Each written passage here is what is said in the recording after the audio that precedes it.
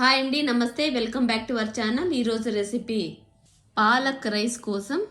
కుక్కర్లోకి అర్ధగంట నానబెట్టుకున్న 500 grams basmati rice, medium size టెంకాయ నుండి తీసిన కొబ్బరి పాలు, 2 గ్లాసుల బాస్మతి రైస్కి 4 గ్లాసులు కొబ్బరి పాలు వేసి 2 విజిల్ రాగానే స్టవ్ ఆఫ్ చేసి ఎక్కువ బాయిల్ కాకుండా 2 నిమిషాలు తాలి ఆవిరి మొత్తం తీసి ఒక ప్లేట్లో వేసి చల్లారే లోపల పాలక్ ఉడకబెట్టుకోవడానికి ప్యాన్లో కొద్దిగా వాటర్ వేసుకొని వాటర్ వేడెక్కిన తర్వాత ఒక కట్టె పాలక్కు మట్టి లేకుండా బాగా క్లీన్ చేసుకొని వేడెక్కిన వాటర్లో పాలక్ మొత్తము వేసి మెత్తబడిన తర్వాత తీసి ఒక ప్లేట్లో వేసుకొని చల్లారిన తర్వాత మిక్సీ జార్లోకి పాలక్కు,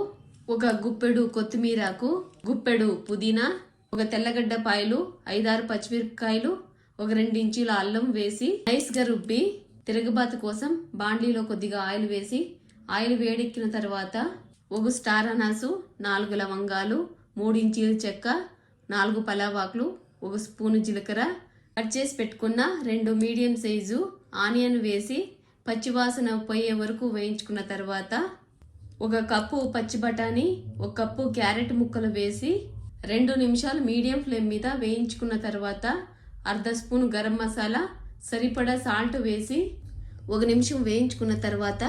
రుబ్బి పెట్టుకున్న పాలక్ వేసి మీడియం ఫ్లేమ్ మీద 2 నిమిషాలు కలిపిన తర్వాత మూత పెట్టి మధ్యలో కలుపుకుంటూ 5 నిమిషాలు వెజిటేబుల్ అంతా మగ్గించుకున్న తర్వాత కట్ చేసి పెట్టుకున్న పన్నీరు 100 గ్రామ్స్ వేసి 2 నిమిషాలు బాగా అంతా కలిసేలాగా కలిపి మూత పెట్టి 2 నిమిషాలు మీడియం ఫ్లేమ్ మీద మగ్గిన తర్వాత చల్లారబెట్టుకున్న బాస్మతి రైసు, అర్ధం నిమ్మకాయ రసం వేసి స్టవ్ ఆఫ్ చేసి బాగా కలిపి సర్వ్ చేసుకుంటే పాలక్ రైసు రెడీ.